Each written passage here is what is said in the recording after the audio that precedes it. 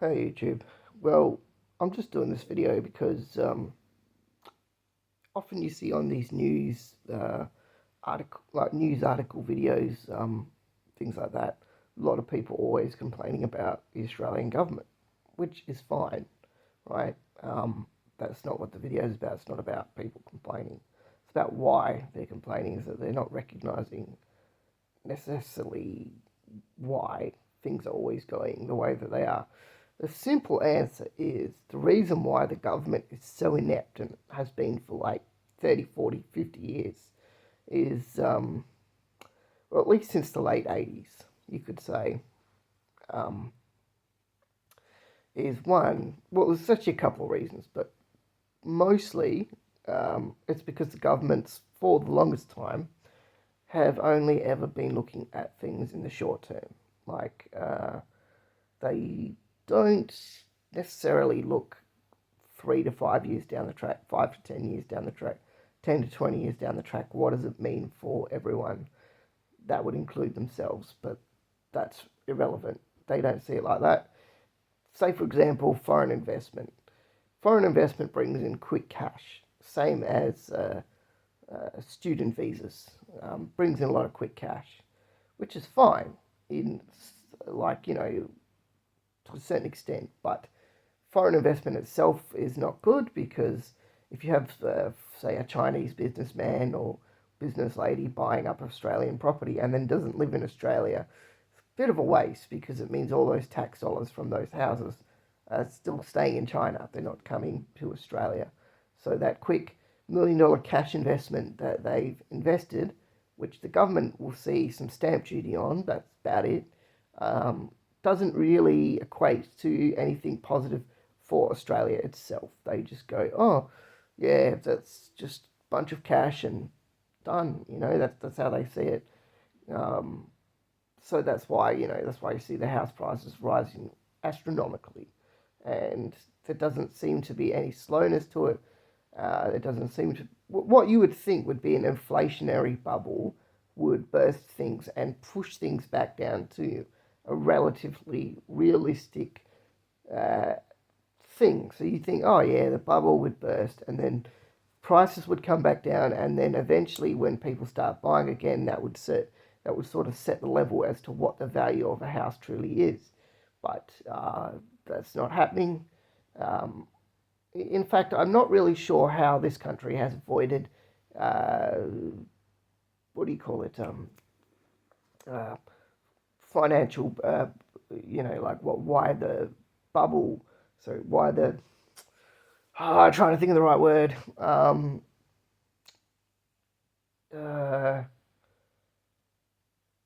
economic crash, like, yeah, why that actually hasn't happened. We did avoid two, I think it was 2008, and that was the other one. Um, and I'm not really sure how this country has, quite frankly, avoided what the rest of the world went through. Hence why I think our inflation is so ridiculously high. Um, I think that's part of the reason is that our economy should have crashed when all the other economies crashed, but for whatever reason it never did.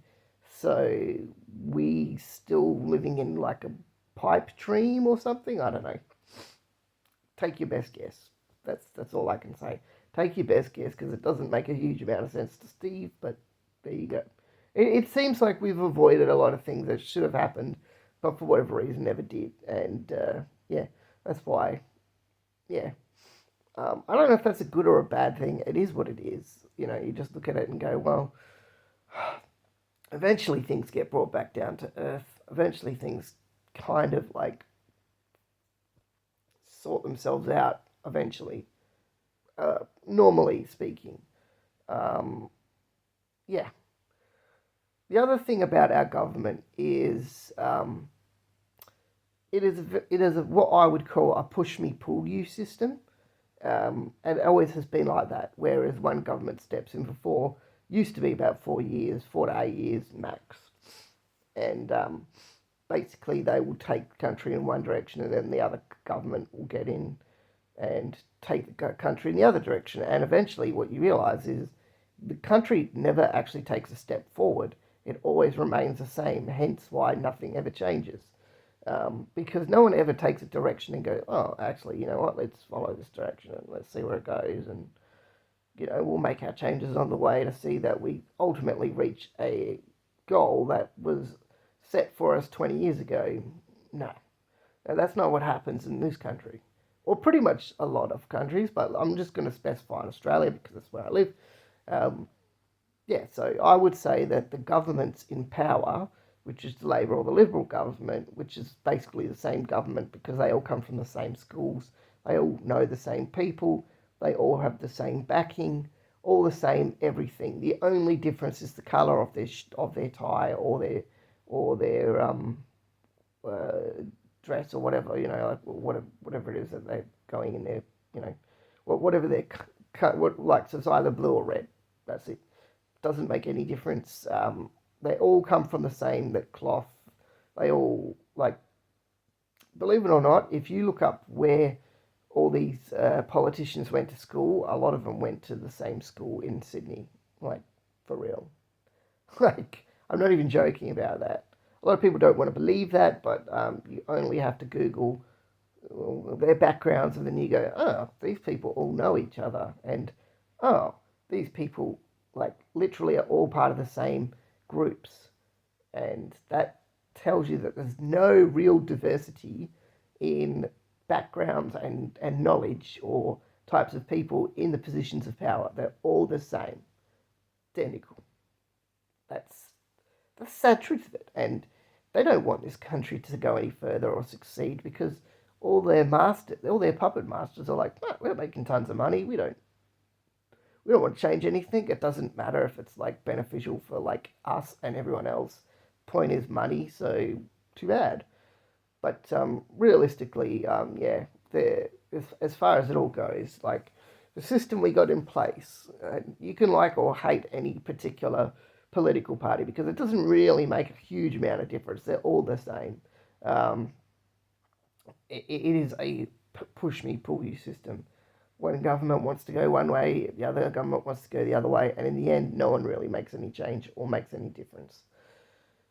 And that's essentially why these governments are so inept and so pathetic in what they do, is because they basically have no desire to go any further. They just want their payouts, they just want their money, they just want to sit on a cushy seat, enjoy the finer things in life, and then, get voted out, retire, and go, oh, we made lots of money doing nothing.